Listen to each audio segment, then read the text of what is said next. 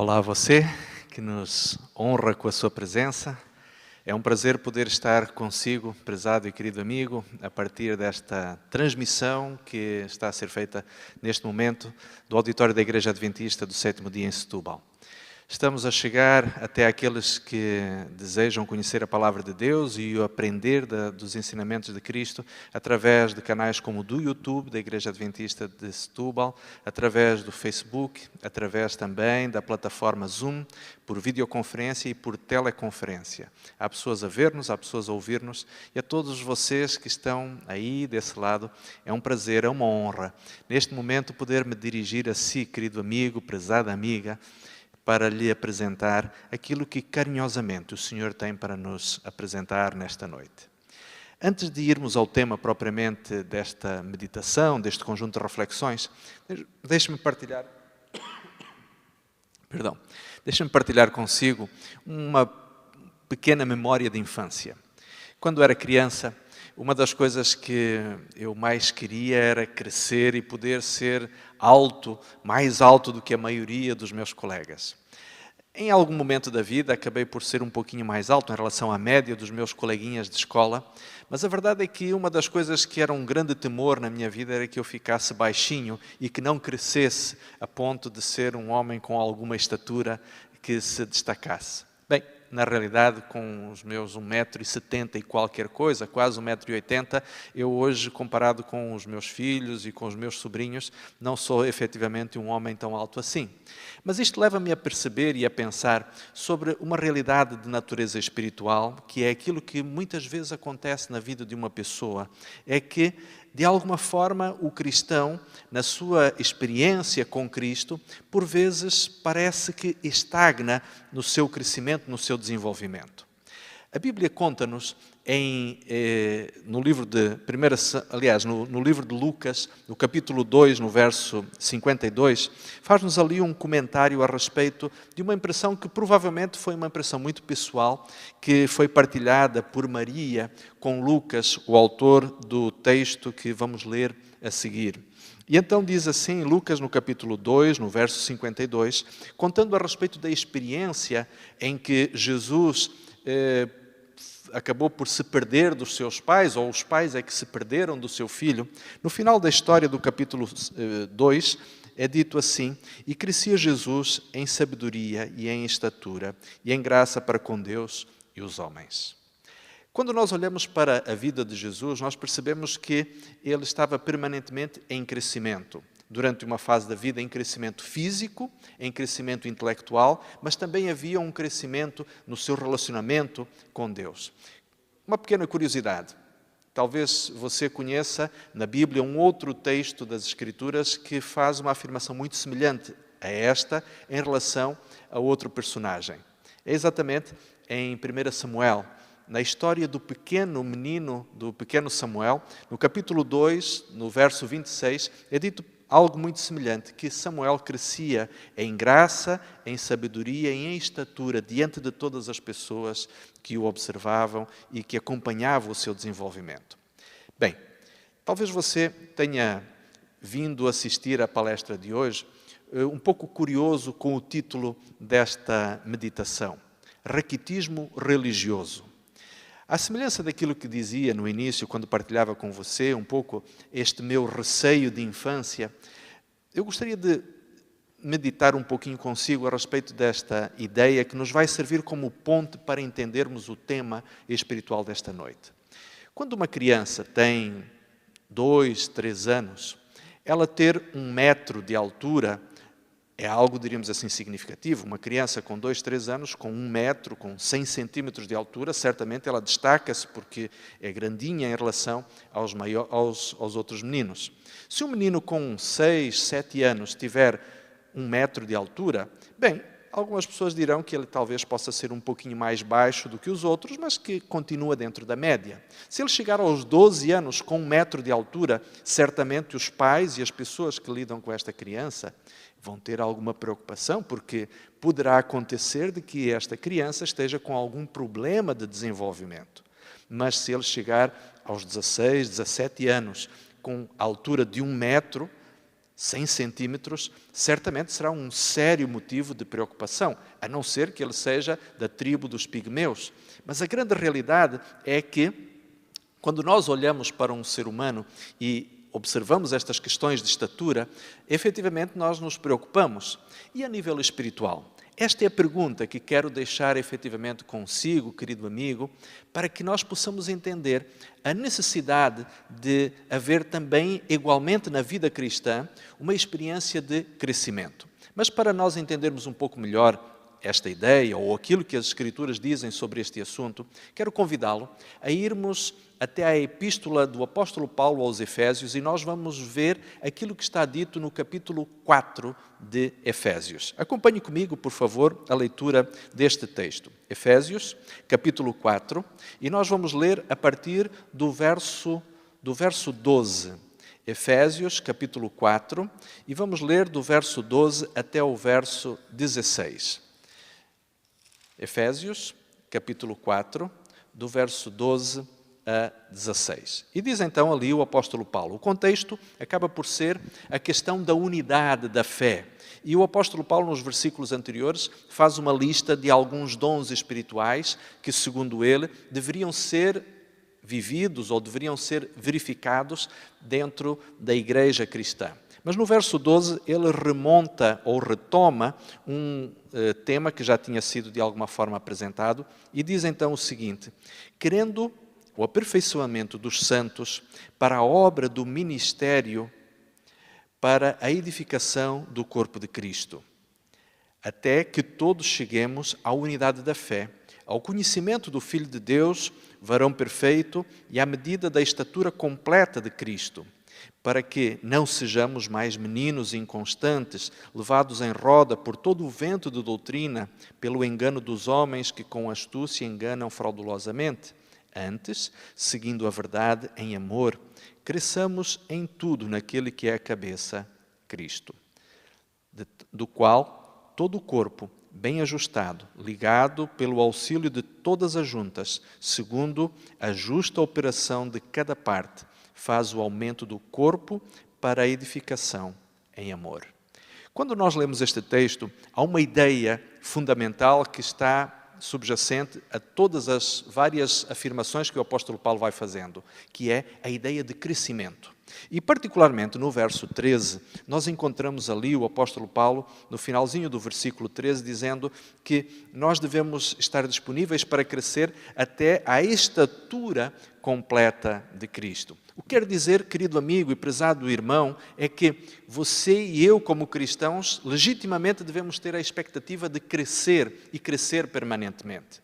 Normalmente, no início da vida de uma pessoa recém-convertida ao Evangelho, existe um período em que se nota de forma muito flagrante todo um conjunto de mudanças na vida desta pessoa. Se ela fumava, ela deixou de fumar. Se ela bebia, deixou gradualmente estes maus hábitos. Se esta pessoa tinha uma vida familiar desajustada e que andava sempre em desarmonia com a esposa, com os filhos, com o marido, normalmente quando a pessoa passa a viver com Cristo, todas estas situações de mau relacionamento são deixadas de lado e os outros facilmente veem isto. Normalmente é perceptível quando uma pessoa encontra Jesus Cristo na sua vida que ela passa a ser mais bondosa, passa a ser mais cordial. As suas relações, antigamente tortuosas e difíceis, passam a ser marcadas por mais calma, por mais paciência. Normalmente, um cristão recém-convertido pede perdão àqueles a quem ofendeu e procura reconciliar-se com aqueles que estão em desavença. E isto vê-se que é normalmente um progresso muito grande. As pessoas rapidamente notam a diferença e percebem que aquela pessoa que abraçou o cristianismo, de alguma forma mudou e mudou para melhor. Mas a verdade é que, com o passar dos anos, as mudanças acabam por ficar por aí. É mais ou menos como um menino de 2, 3 anos que, quando tem entre 24 e 36 meses de idade, tem 1 metro de altura, é grandinho para os demais, comparado com os meninos da sua idade também, mas com o passar do tempo permanece sempre com esta mesma estatura espiritual. Talvez você, querido amigo, prezada amiga, que me está a escutar neste momento, pense que esta pode ser uma realidade que se aplica de alguma forma à sua vida. Talvez você é um cristão ou uma cristã há várias décadas e sente que nos últimos anos não tem havido um claro crescimento na sua vida. Talvez até sinta que em alguns momentos parece que houve algum retrocesso em relação, quem sabe, a alguns hábitos antigos que voltaram à sua vida, alguns comportamentos, coisas que não correram tão bem e que você até se sente culpado ou sente-se talvez frustrado porque algumas destas coisas não têm estado a correr bem e você sente que, como cristão, há tanto tempo, talvez alguma coisa deveria ser diferente na sua vida. Mas há aqui algumas ideias interessantes. Eu gostaria de voltar novamente a estes versículos para nós podermos perceber aquilo que o apóstolo Paulo diz. No verso 13, ele particularmente diz que nós devemos, de alguma forma, crescer na unidade da fé. Quando um cristão estuda a Bíblia, ora, é natural que a sua fé, enquanto conhecimento, enquanto conjunto de crenças naquilo que Deus é e naquilo que o Senhor espera da sua vida, cresçam. É natural que isto aconteça. O crescimento na fé, o crescimento no conhecimento, na compreensão da vontade de Deus para a nossa vida, é algo que é absolutamente natural na vida de um cristão. Mas o texto ainda continua dizendo que nós também podemos e devemos crescer no conhecimento do Filho de Deus. E quando efetivamente nós estudamos a Bíblia, nós nos tornamos mais íntimos do nosso Salvador, do nosso Mestre, e passamos de alguma maneira a imitá-lo na sua forma de pensar, na sua forma de falar, na sua maneira de agir, nos valores que regem a nossa vida, que se tornam também semelhantes aos valores que regiam a vida de Cristo. Não é de estranhar que um cristão esteja disponível, como Jesus disse, se vocês me amarem, guardarão os meus mandamentos. Efetivamente, seguir a Jesus implica em obedecer às suas orientações, viver de acordo com os mandamentos e as recomendações que Ele nos deixou. Contudo, o texto continua dizendo ainda, e isto aqui já agora no verso 14, diz, para que não sejamos como meninos inconstantes. O terceiro elemento que a Bíblia nos apresenta aqui neste texto é que o verdadeiro cristão, ele é alguém que passa a viver uma vida de maturidade emocional e, sobretudo, de maturidade espiritual. E com isto o que acontece é que ele acaba por se tornar uma pessoa mais convicta em termos intelectuais. Inicialmente, na vida cristã, algumas pessoas, por vezes, tinham dúvidas em relação àquilo que deve ser ou não deve ser prática do cristianismo, aquilo que são os princípios ensinados pelas Escrituras. Contudo, à medida que vamos amadurecendo e o nosso conhecimento vai aumentando, as nossas crenças e as nossas convicções espirituais vão se tornando cada vez mais firmes e mais alinhadas. É por isso que o apóstolo Paulo aqui diz que a pessoa que cresce e amadurece espiritualmente, ela cresce em fé, ela cresce em conhecimento da pessoa de Jesus Cristo, mas também as suas convicções se solidificam. Mas é interessante nós percebermos que o método para que isto efetivamente aconteça é aquilo que é apresentado já no verso 15, quando ele diz, antes seguindo a verdade em amor. O método de Cristo é crescermos no conhecimento da verdade, mas motivados pelo amor de Cristo. E nós não podemos esquecer aquilo que o Evangelho de João nos ensina. Jesus disse que a verdade, efetivamente, é uma pessoa. Jesus disse, eu sou o caminho, a verdade e a vida. E quando nós crescemos no caminho da verdade, quando nós crescemos no conhecimento da verdade, nós estamos crescendo efetivamente em Jesus Cristo. É legítimo e é desejável, querido amigo, que você e eu estudemos diariamente a Palavra de Deus, que conheçamos cada vez mais a Palavra de Deus. Um dia, Jesus, ao falar com um grupo de fariseus, ele disse, vocês estudam a Bíblia e pensam ter nela a vida eterna, mas esquecem-se de uma coisa, é que as Escrituras testificam de mim, dizia Jesus. Isto está em João capítulo 5, verso 39. O que quer dizer, portanto, que ao estudarmos a Bíblia, nós estamos a conhecer efetivamente a verdade e a verdade é a pessoa de Jesus Cristo. Mas existe um aspecto importante que nós não podemos esquecer aqui, que é o fato de que o estudo da verdade tem que acontecer em amor. E Jesus também disse, e isto está relatado no Evangelho de João, no capítulo 15, ele disse: se me amardes, guardareis os meus mandamentos. Ou seja, se nós efetivamente amarmos a Jesus, esta é a melhor motivação para que nós possamos realmente conhecer e viver com Jesus Cristo da forma mais adequada e mais apropriada possível. Agora, a grande questão que se coloca é: como é que nós efetivamente podemos crescer? E como é que devemos crescer? Bem, quero convidá-lo a ir comigo a um outro texto que se encontra em 1 Coríntios, capítulo 14, e nós vamos ler os versos 1 e 2. 1 Coríntios, capítulo 14, o verso 1 e o verso 2. Diz então ali, o apóstolo Paulo está a falar a respeito dos dons espirituais. Ele diz: segui a caridade e procurai com zelo os dons espirituais, principalmente o de profetizar. Quando nós chegamos ao verso 12, vamos encontrar ali uma outra informação, onde ele diz: assim também vós, que desejais os dons espirituais, procurei abundar neles para edificação da igreja.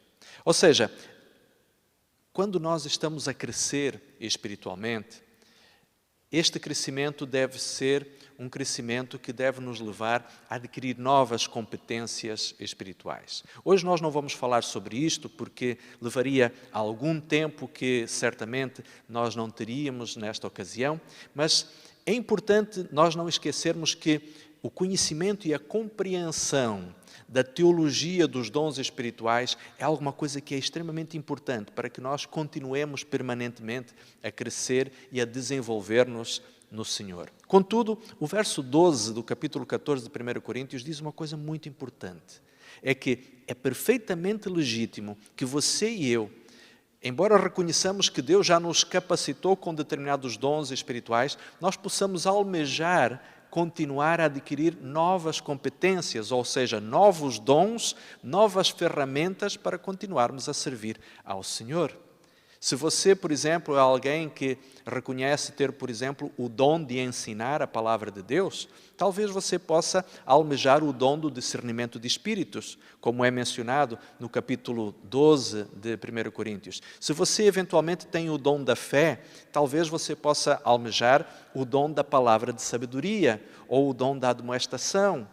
Ora, é efetivamente necessário que nós estejamos disponíveis para podermos ser usados cada vez mais por Deus. E isto implica em crescimento, isto implica em desenvolvimento. A semelhança, efetivamente, da metáfora da criança que, ao crescer, adquire novas competências, adquire novas capacidades, desenvolve-se física e intelectualmente e desenvolve-se também ao nível social.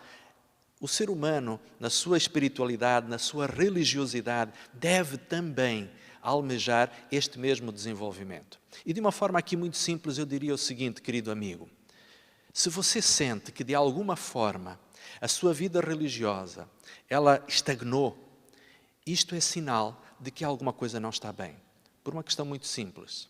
É porque na vida cristã, diferentemente da vida biológica, nós deveremos estar sempre em crescimento. Há alguns anos atrás, ao ler um livro sobre zoologia, descobri uma coisa muito interessante. É que alguns répteis crescem a vida toda. Por isso, quanto maior aquele indivíduo é, maior, mais velho ele deverá ser. Na vida cristã é algo semelhante assim. Nós somos, perdoem-me a expressão, como répteis no âmbito do crescimento espiritual. Quer dizer que o cristão deverá estar sempre a crescer, deverá estar sempre a conseguir vitórias sobre os seus problemas de caráter, deverá estar sempre a adquirir novas capacidades, deverá estar sempre a adquirir novo conhecimento a respeito da palavra de Deus, deverá ser cada vez mais uma pessoa que tenha no seu caráter uma semelhança mais marcada em relação ao caráter do próprio Senhor Jesus Cristo. Isto quer dizer que quanto mais nós convivemos em termos religiosos com a Bíblia, com a oração, mais efetivamente nós deveríamos ser semelhantes ao próprio Senhor Jesus Cristo. E quando, por muito tempo, nós, por exemplo, lutamos com uma determinada característica de caráter, um determinado defeito de personalidade, deveríamos nos perguntar ao Senhor se alguma coisa efetivamente não precisará ser mudada, se alguma coisa não precisará efetivamente ser modificada na forma como estamos espiritualmente a relacionar-nos com Deus. Fica aqui o desafio, fica aqui a questão, para que você e eu possamos pensar na necessidade de estarmos permanentemente a desenvolver as nossas competências e o nosso relacionamento com Jesus. Mas deixe-me colocar aqui a coisa agora de uma forma mais prática. Até agora estivemos de uma maneira muito conceptual, a ver as questões relacionadas com o crescimento, como é que o crescimento espiritual se dá, mas é importante nós entendermos em termos práticos, e vamos para isso analisar alguns exemplos bíblicos. Vou referir alguns nomes de personagens como José, Josué, Paulo, Pedro, Moisés. O que é que estes homens têm em comum? Talvez você esteja a pensar, bom, são heróis da Bíblia. Mas se nós olharmos para cada um deles, vamos perceber que estes homens foram pessoas que, ao longo da sua vida, tiveram algumas características em comum, tais como foram pessoas que estiveram disponíveis para servir, para se entregar em favor de uma causa maior do que a sua própria vida. Segunda ideia, muito importante, foram pessoas que, de alguma forma, pela sua atitude, estiveram disponíveis também a uma situação de constante superação. Nós encontramos isto no caso de José, que veio desde Canaã até o Egito, vindo a tornar-se um dos mais importantes homens do mundo antigo, o segundo na hierarquia do Egito. Nós conhecemos isto, por exemplo, verificamos isto na vida de Josué, verificamos isto na vida de Paulo, alguém que, embora tendo sido uma pessoa extremamente importante em termos da sociedade judaica, mas quando se entregou ao Evangelho fez um crescimento vertiginoso em termos de conhecimento da Palavra de Deus e dedicou-se de uma forma ímpar à pregação do Evangelho. Encontramos algo muito semelhante a Pedro, um homem que, sendo de procedência humilde, um pescador, mas que foi, sem dúvida, alguém que, através da sua forma de ser, de estar e a maneira como viveu, fundou muitas igrejas e teve uma liderança absolutamente significativa e determinante na história do cristianismo, como nós a conhecemos hoje. Mas deixei por último o exemplo de Moisés, porque é aquele que talvez nos possa, de uma forma muito simples, mostrar como é que pode haver uma grande progressão na vida de uma pessoa. E por isso quero convidá-lo, querido amigo, a ver na vida deste homem, uma vida sem dúvida surpreendente.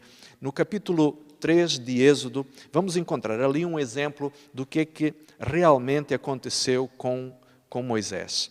Êxodo, capítulo 3, e nós vamos ler particularmente o verso 6. Neste capítulo é-nos contado o encontro que Moisés teve com Deus junto ao Monte Horebe, também conhecido como Monte Sinai, e no momento em que Moisés se dá conta que está diante da presença de Deus, junto daquela sarça, daquele arbusto que queimava, mas não se consumia, repare o que é dito no verso 6. E disse mais: eu sou o Deus do teu pai, o Deus de Abraão, o Deus de Isaque, o Deus de Jacó. Esta é a afirmação com a qual Deus se apresenta a Moisés. E o texto termina dizendo: e Moisés encobriu o seu rosto porque temeu olhar para Deus. Este é Moisés, com 80 anos. Certamente tinha tido uma vida espiritual muito significativa. Era um homem de profunda religiosidade. Mas, a esta altura, nós vamos encontrar Moisés tendo medo de olhar para a sarça, com receio, efetivamente, de estar na presença de Deus e de ser fulminado por ela. Mas, cerca de um ano mais tarde, nós vamos encontrar no capítulo 33 uma atitude bastante diferente da parte de Moisés em relação a Deus.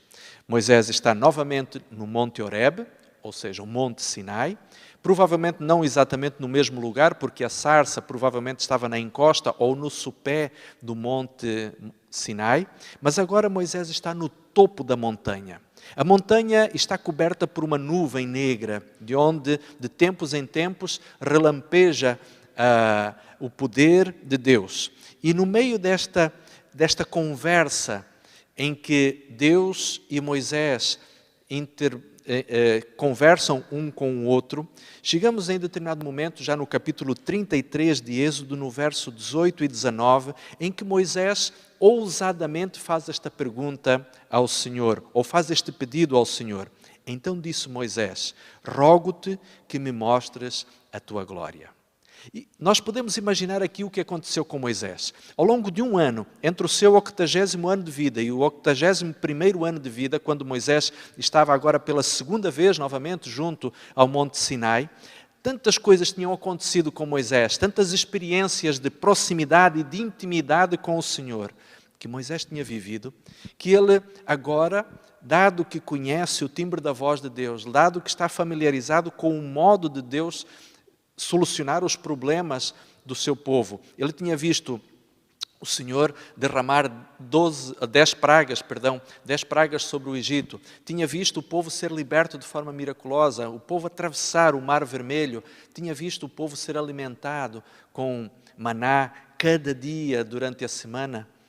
E agora então, ele, diante desta intimidade que tem com o Senhor, diz-nos a Bíblia que ele, com ousadia, ele pede ao Senhor que lhe mostre a sua glória. E Deus responde-lhe de forma bondosa, no verso 19, diz: porém, disse o Senhor, farei passar toda a minha bondade por diante de ti, e apregoarei o nome do Senhor diante de ti, e terei misericórdia de quem eu tiver misericórdia, e me compadecerei de quem eu me compadecer.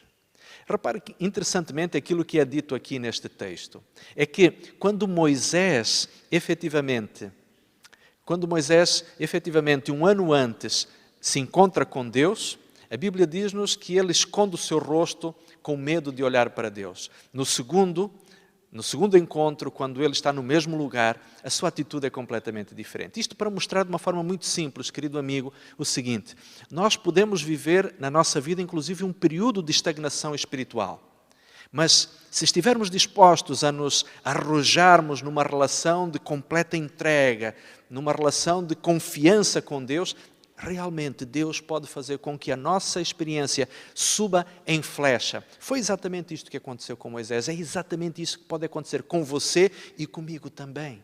Nós podemos passar a ter uma experiência de tal forma vivificada, intensificada, que nós passemos a ter com Deus uma relação de intimidade, a ponto de sentirmos como que as suas palavras apresentadas na Bíblia são exatamente conselhos para nós. Quando nós oramos, podemos sentir que somos exatamente ouvidos por Deus diante do seu trono e as nossas petições atendidas da forma que efetivamente nós pedimos ao Senhor. Sabe, querido amigo, quando estudamos a palavra de Deus, nós podemos realmente perceber que a experiência do cristão tem que ser uma experiência de crescimento. Crescimento à semelhança de Cristo, crescimento com vitória sobre o pecado, crescimento com o desenvolvimento dos dons espirituais. E quando nós olhamos para, sobretudo, aquilo que nos é dito no Novo Testamento a respeito do que deve ser a vida cristã, nós encontramos, por exemplo, em 2 Coríntios, capítulo 5, verso 17, quando Paulo diz que aqueles que estão em Cristo são novas criaturas. As coisas velhas já passaram e eis que tudo realmente se fez novo. Mas há um texto que queria, para quase conclusão desta reflexão, ver consigo. Vamos a Filipenses capítulo 3. Pegue, por favor, a sua Bíblia e acompanhe-me agora no texto de Filipenses capítulo 3 e vamos ler a partir do verso 13 novamente. Diz, Filipenses capítulo 3, verso 13, irmãos, quanto a mim, diz Paulo, não julgo que haja alcançado, mas uma coisa faço, é que esquecendo-me das coisas que para trás ficam e avançando para as que estão diante de mim, prossigo para o alvo pela soberana vocação de Deus em Cristo Jesus. Repare aqui a ideia de crescimento, de desenvolvimento, de evolução. Paulo diz, eu não considero que seja perfeito, contudo, estou num processo de progressão, estou num contexto de crescimento. E ele depois vai dizer, no verso 15, vai referir uma palavra que algumas pessoas por vezes não têm entendido muito bem e tem criado alguma perplexidade a alguns cristãos sinceros e honestos no estudo da palavra de Deus. Diz, pelo que todos quantos já somos perfeitos. E algumas pessoas dizem, espera lá, então quer dizer que é possível o ser humano ser perfeito? Sim, é verdade, podemos ser perfeitos. Jesus disse, sede perfeitos como é perfeito o vosso Pai que está nos céus. Este é um assunto interessante e um dia, quem sabe, vamos falar sobre ele. Mas aqui a ideia de perfeição não tem que ver com o fato de sermos impecáveis ou que sermos, diríamos assim, pessoas que são efetivamente santos no sentido de já não pecarem mais. O apóstolo Paulo está a falar aqui de maturidade. A palavra que é usada aqui para perfeição ou para referir os que são perfeitos tem que ver com a questão da maturidade. E o apóstolo Paulo então diz, para todos os que são maduros espiritualmente, sintamos isto mesmo. E se sentis alguma coisa de outra maneira, também Deus vos haverá de revelar. E depois no verso 17, o apóstolo Paulo diz então, sede também meus imitadores, irmãos, e tende cuidado, segundo o exemplo que tendes em nós, pelos que assim andam. Ou seja, na realidade o apóstolo Paulo está aqui a apresentar-se como um exemplo, de alguma forma a poder ser seguido por outros, a ser imitado. Bem, mas agora, fechando um pouquinho aqui o conjunto de ideias que fomos apresentando desde o início desta palestra. Repare no seguinte, crescimento implica em aumento de fé, mais semelhança a Cristo, e quando nós olhamos para homens como José, Josué, Daniel, Paulo, Pedro, Moisés, nós percebemos que estas pessoas tiveram uma vida de serviço. E é aqui justamente, querido amigo, que está um dos aspectos fundamentais. Ninguém pode ter uma vida espiritualmente significativa a menos que esteja disponível a servir. Jesus Cristo deixou-nos este exemplo. Ele serviu permanentemente. Ele esteve disposto a ensinar, a pregar, a curar. Você e eu somos igualmente chamados a seguir os passos de Jesus. Nós somos convidados efetivamente a levar a outras pessoas o conhecimento do Evangelho. Como cristãos, muitas vezes temos sido muito bons a desenvolver disciplinas espirituais associadas ao estudo da Bíblia.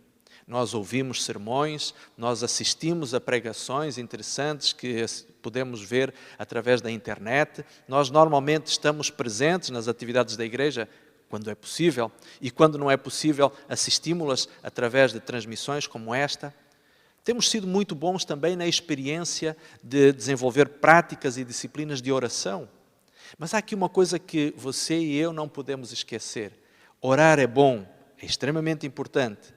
Paulo diz, orai sem cessar. Estudar a Bíblia é fundamental. É ali que nós vamos adquirir o fortalecimento da fé e o conhecimento em Jesus Cristo. Mas é necessário que nós possamos também partilhar isto com outras pessoas.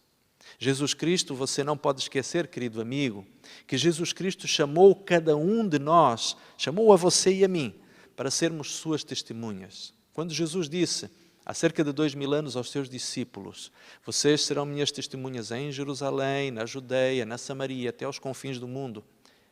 Este convite não era apenas para aquele grupo de 11 homens que estava ali junto de Jesus.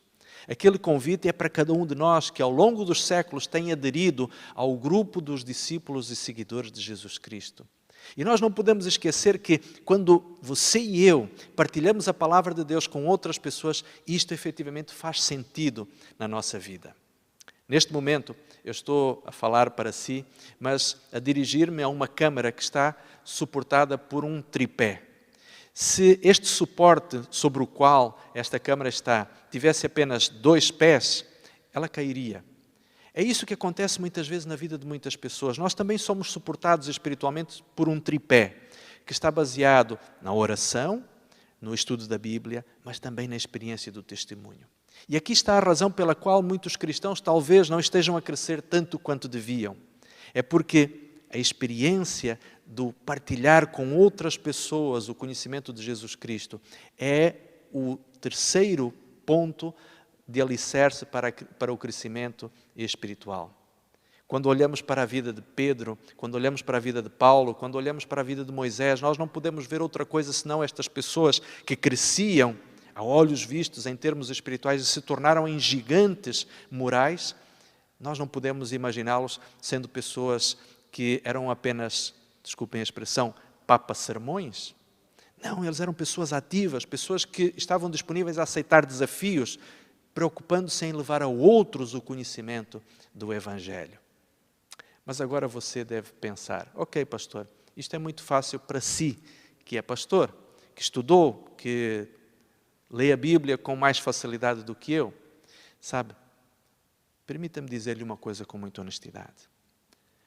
Os conhecimentos que Deus me tem permitido adquirir da Palavra de Deus não foram aqueles que os adquiri em termos académicos durante os anos que estudei numa universidade para vir a ser pastor.